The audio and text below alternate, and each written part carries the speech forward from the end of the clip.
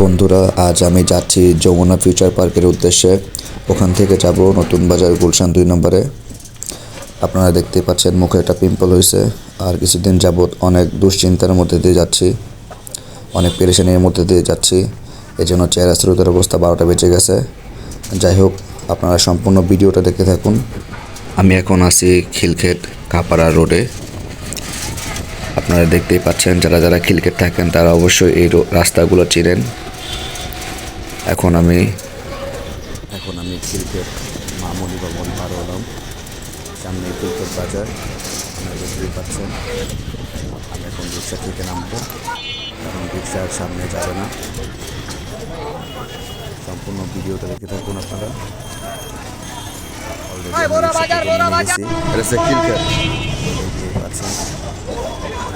বীরবহুল এলাকা। এরিয়াটা অনেক বড়, প্রচুর মানুষের বসবাস।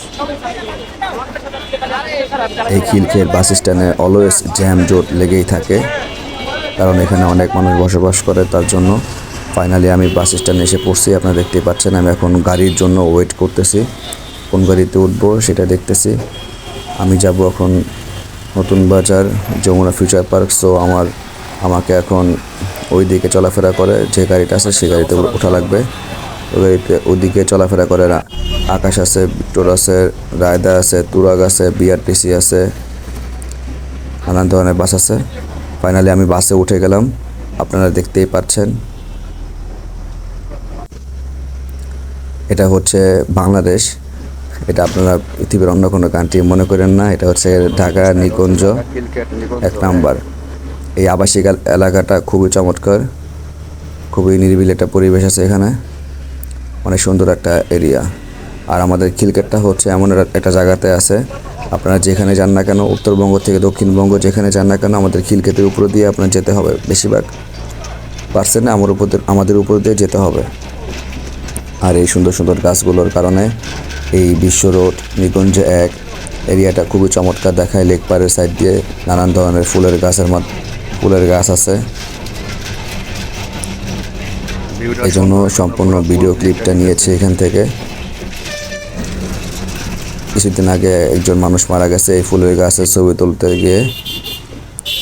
ফাইনালি আমি যমুনা ফিউচার পার্কের সামনে এসে পড়ছি, আপনারা দেখতেই পাচ্ছেন।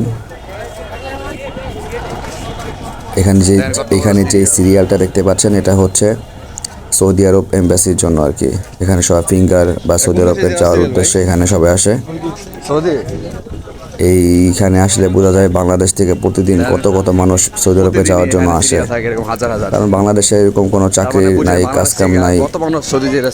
বেশিরভাগ মানুষই সব বাইরে যাওয়ার জন্য এখানে আসে। ইন্ডিয়ান এম্বাসি ছিল আগে, এখন তো ইন্ডিয়ান এম্বাসি বন্ধ। সব দেখার ভালো ভালো মানুষ, মোটামুটি নরমাল মানুষ সৌদি আরবের উদ্দেশ্যে সব মানুষজন দাঁড়ায় আছে।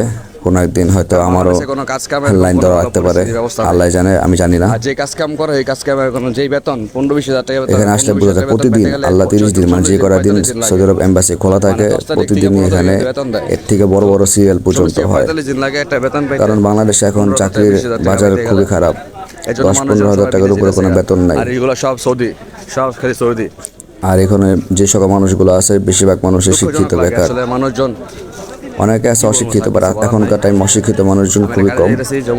এখানে বেশিরভাগ মানুষই সব শিক্ষিত, বেকার। আমার কাছে খুবই খারাপ লাগে। আমি যখন জব করতাম এখানে, তখন দেখতাম প্রতিদিন এখানে মানুষজনের সিরিয়াল ধরে থাকতো।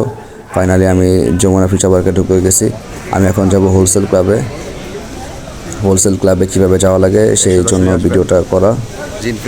এই যে ভিতরে ঢোকার পরে এই সবুজ গাছটা আছে, গাছের পাশ দিয়ে ইনফিনিটি, এটার সাইড দিয়ে যাবেন।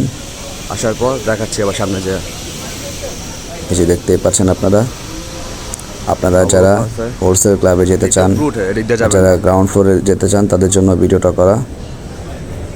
আমি একটা চেয়ারের জন্য যাচ্ছি, নিচে আন্ডারগ্রাউন্ডে যাওয়া যায়। আপনারা দেখতেই পাচ্ছেন। এই যে এখন আমি নিচে নামবো। এখন এই সিঁড়িতে উঠলাম, নিচে নামলাম। এখন হোলসেল ক্লাবের দিকে যাব। একটা ফ্লোর আছে, আচ্ছা এদিকে আমি খুঁজি। এটা হচ্ছে গ্রাউন্ড ফ্লোর, মানে গ্রাউন্ড ফ্লোর বলতে -1 আর কি। আমি গ্রাউন্ড ফ্লোর থেকে -1-এ নামছি, এই -1 থেকে এখন আরও -1-এ যাইতেছি আর কি, -2-তে। হোলসেল ক্লাবের মেইন গেট। এই যে এটা হচ্ছে হোলসেল ক্লাবের যাওয়ারই, এই যে হোলসেল ক্লাবের মেইন গেট। এগুলো পাইতেছি না। এখানে বাংলাদেশে সব কিছুই আছে। আমি এই চেয়ারগুলোর জন্য আসছিলাম। আপনারা দেখতেই পাচ্ছেন এই চেয়ারগুলোর দাম কত, এটা সর্বনিম্ন প্রাইস 21,000 খুব এক্সপেন্সিভ এই চেয়ারগুলোর দাম। 32,000। 21,000 টাকা, এটা 32,000 টাকা, 51,000 টাকা আছে। 32, 51, আপনারা দেখতেই পাচ্ছেন ওটা 32। এর থেকে কম দামি নাই। 32,000 টাকা আছে। এগুলো সব ই সিস্টেম না? এই চেয়ারগুলো খুবই এক্সপেন্সিভ এবং লং টাইম এগুলো ইউজ করা যায়। একজন রোগী আছে, তার জন্য এই চেয়ারগুলো নেওয়ার জন্য আসছিলাম। ঢাকনা সিস্টেম আছে। এই যে এটার দাম হচ্ছে 7,500 টাকা। এটা কত? আর সবচেয়ে লো প্রাইস একটা চেয়ার আছে, এটা হচ্ছে 4,500 টাকা। এটা হইব না, এটা হইতে পারে। এটা লং টাইম ইউজ করা আর এই চেয়ারটা মোটামুটি চলে, রিজনেবল প্রাইসের মধ্যে আছে, হাতের নাগালে আছে। এগুলো নাই, মানে প্লাস্টিক এগুলো আছে। দেখতেই পাচ্ছেন আপনারা। এগুলোই আছে। আপনারা যারা এই ধরনের চেয়ার খুঁজছেন, তারা Jamuna future park wholesale club থেকে এসে নিতে পারেন। দাম বেশি হলেও খুব ভালো। পরে হচ্ছে আমাদের এসির সার্কিট নষ্ট হয়ে গেছে, এগুলো ঠিক করার জন্য আসছিলাম। গুলশান 2, এখন তারা ঠিক করে দিছে, এটা চেক করে নিতেছি। এটা হচ্ছে আউটডোর মেশিনের, মানে কম্প্রেসার লাইন পায় না, রিমোটটা কই? এই জন্য আর কি সার্কিটটা ঠিক করে নিয়ে গেলাম। এখন তারা চেক করে দিতেছে। আজকের এই সংক্ষিপ্ত ব্লগটা যারা যারা দেখেছেন তাদেরকে অসংখ্য ধন্যবাদ। আর সবাই সাপোর্ট করবেন চালা আমি চালাই। আর আমার জন্য দোয়া করবেন, রেগুলার কন্টিনিউ ভিডিও আপলোড জন্য করতে পারি।